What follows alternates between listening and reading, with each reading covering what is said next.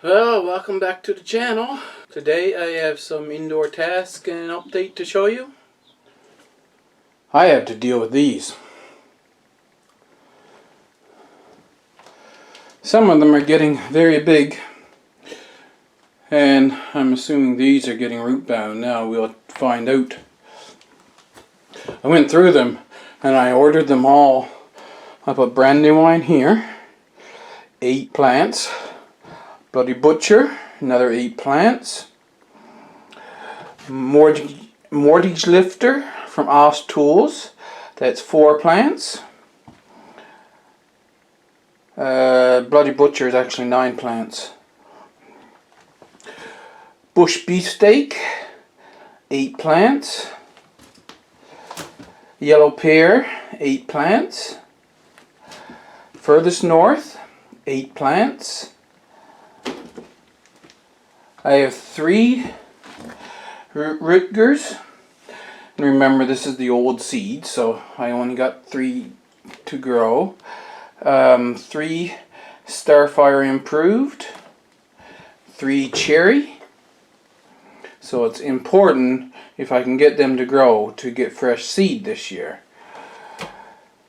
Here is Golden Nugget. 5 of those. Scotia Tomato, this is another one it's important I get seed from. I got 4 of those. And right here, see there's an extra Furthest North, so I have 9 Furthest North in all. An extra Yellow Pear, so I have 9 Yellow Pear in all. And that one back there is an extra Bush Beefsteak, so I have 9 Bush Beefsteak in all. That gives me 11 varieties. Here is the buckets that I had them in. You see way over there, there's you might not see it, I'm gonna have to zoom in. 1 bucket there, 2, 3, 4, 5, 6, 7, and 8. But I have 3 more buckets I'm going to have to drill drainage holes in and make 11 planting buckets.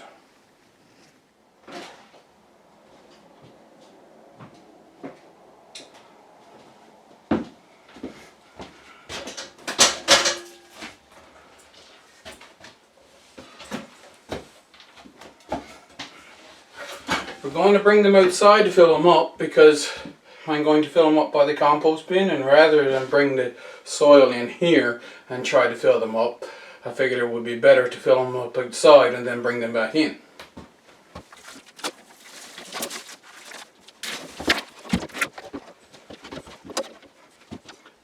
The reason for these on the cart now is because these sticks, tall sticks, they get in the way, so I can put it on the cart and fold it down like this, and it's easy to get through the doors.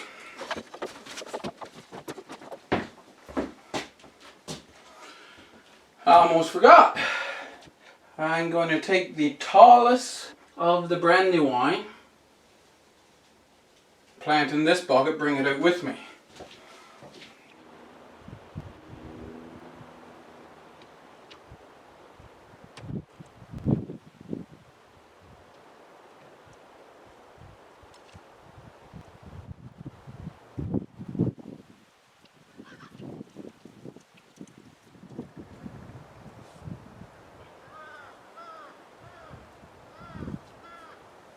Logi over here.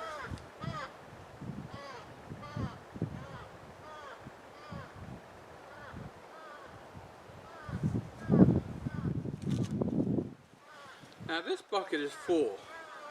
This is the compost that they were in last year, but not all of them are full.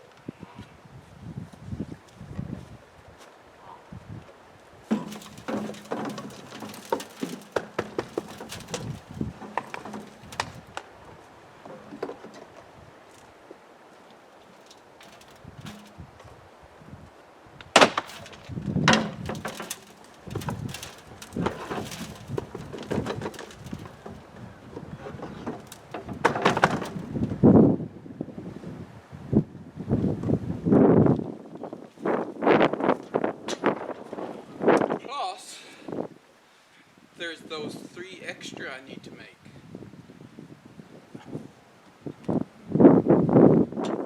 So earlier I was thinking, oh, this is going to be a lot of hard work. I got to sift all the compost for that. I don't have any topsoil. I don't want to take it out of the beds. I did get some forced floor humus, you see, but it wasn't a good day when I went out, and it wasn't as easy to get it as I thought it would be.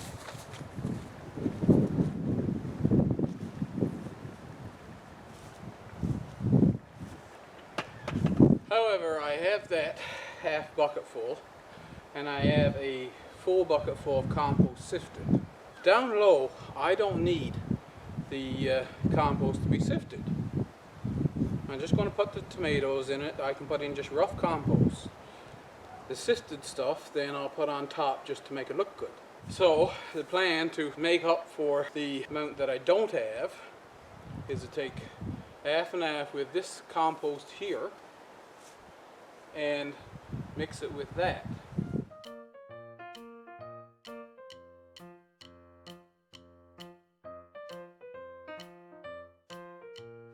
Just throwing out anything that's really big. Let's see how tall this one will stand.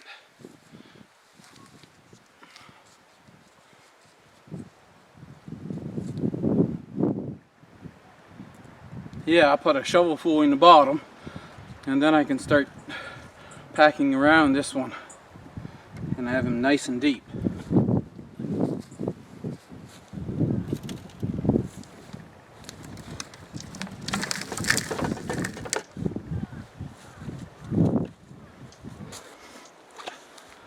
Don't know if you have to remove the leaves that you're going to bury up, but it is what it is. He just cracked down there when I was bringing them back, but as you know, we're burying it deep, it'll grow on anyway.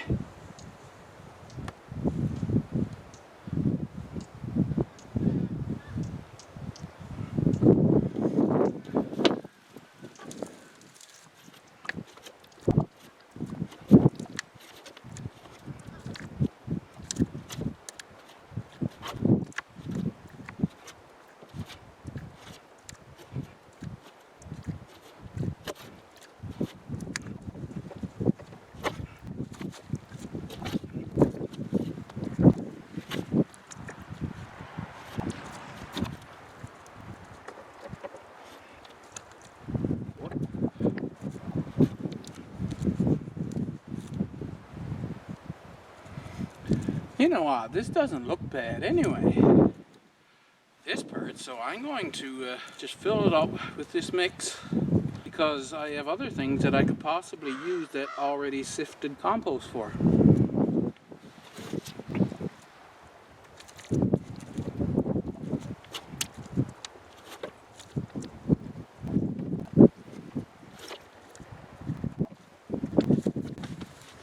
Like that.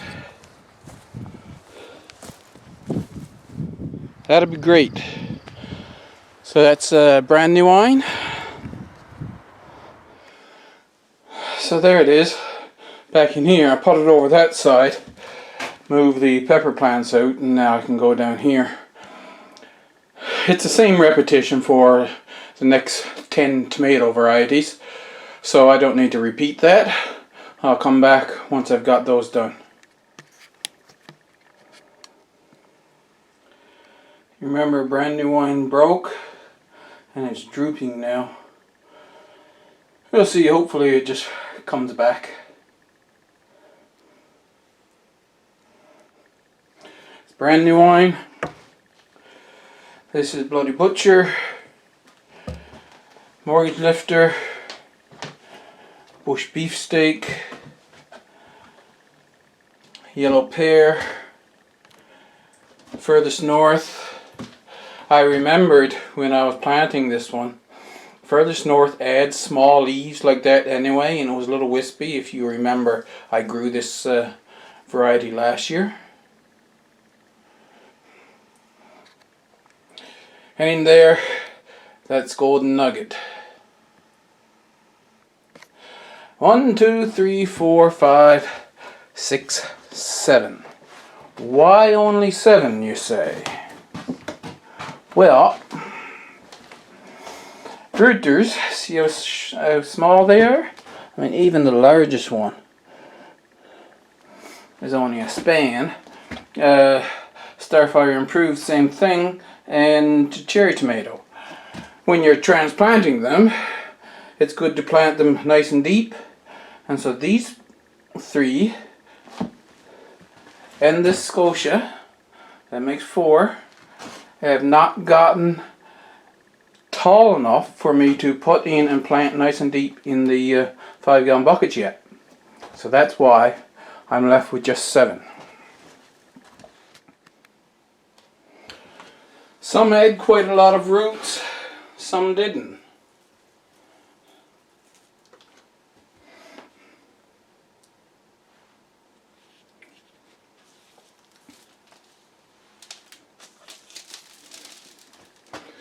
You see, this is one of the furthest north.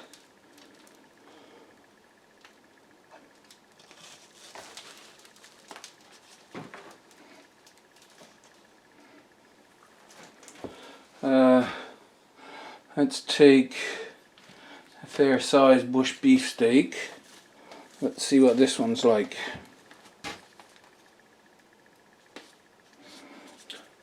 It's a fair size plant.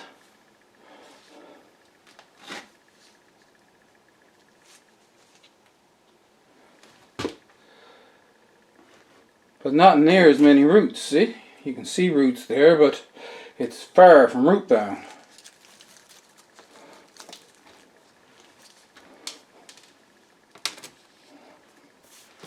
And they're variable like that. It doesn't seem to make a difference to the size. This one is the rooters. You probably won't see any roots on this one. No. It's a long time before this one needs to be up potted.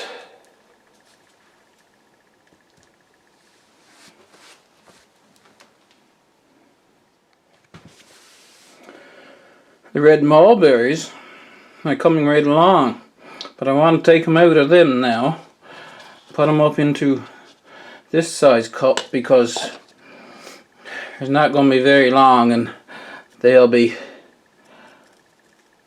overcrowded. I have so many fungus gnats. The little taproot is down to the bottom, you see that? I'm going to repot these, like I said, into the bigger cup.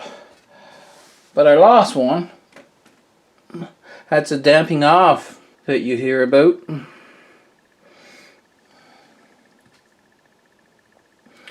But then others are growing great. You see that empty space there? That's where these lettuces were put. And whether I'm watering, I think I'm watering too much anyway, but I'm thinking that it might also be because they weren't getting enough light in there. I mean, they're shorter also than the solo cups, so they were really down in a hollow. And they were all dying, as you can see, gone limp. So I moved them out there, and I had to put some of the red mulberry out there because I didn't have room anywhere else. Oh. I still have 2 kale to plant out. I should put them out in the garden because those are blue curled Scotch, and most of the other ones I have out in the garden are dwarf green curled. I only have 1 blue curled Scotch in the garden. Honey locust seems to be doing fine. Now I have to keep these in here until the other leaves, the other trees fully leave out. And then I can harden them off and put them outside. If I put them outside now and we get a hard frost, then it could kill the leaves. The broccolis and cauliflowers, they seem to be doing well.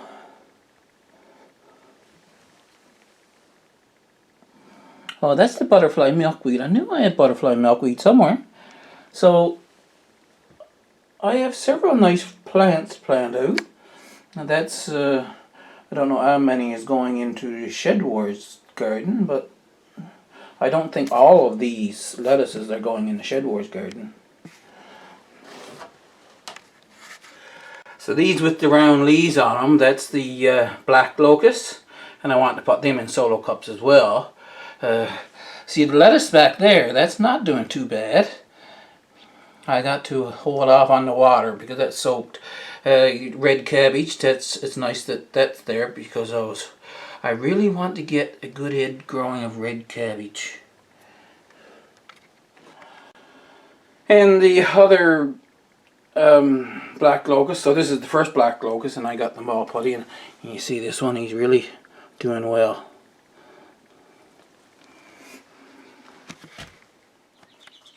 Siberian pea shrub. Now remember, I also had Osage orange in one of these sitting here. And they weren't sprouting, so I sat down at the desk and I dug along all the tops. Osage orange seeds looks like regular seeds.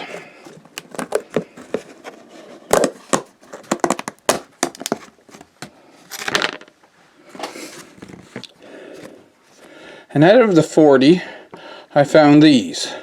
What I noticed was that the soil was quite dry. Now I've got these put in here, and I got, of course, the paper towel was moist and I mist them every day when I look at them. And got the cover put on top. Now the issue is, and I forgot, you see how they've got a lower part here and the hole is up in this indentation? To get this to work on the wicking mat, I will need to put a little small hole in each corner here. The pea shrub, I went back online and I checked out to see what the seeds looked like. They looked like a little tiny pebble, and so finding them would be very difficult at best. So I just put the soil back in there and spread over, and I'm going to keep this moist now by putting water on top every couple of days. I'll use my moisture meter to make sure that the soil is moist. If it's dry, I'll put some water there. And we wait. And here is the other thing for updating. Of course, this is the Bauer kiwi. I have some that are doing really well.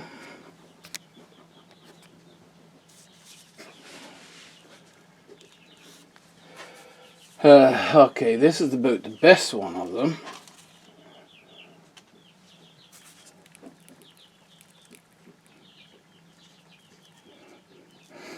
It has 2 big leaves on it now. And I uppotted 3 or 4 more since the last time I showed you these. So I have 23 there now.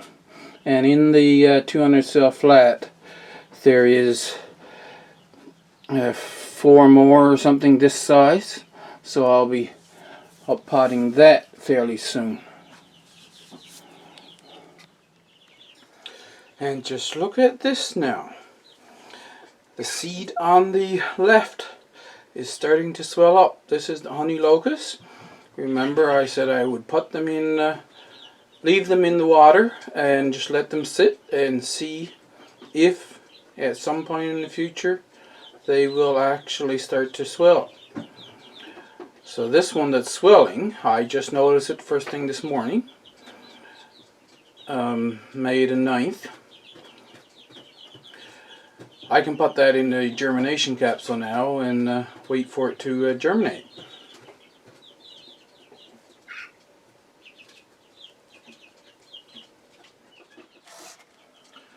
So I'm going to end the video here.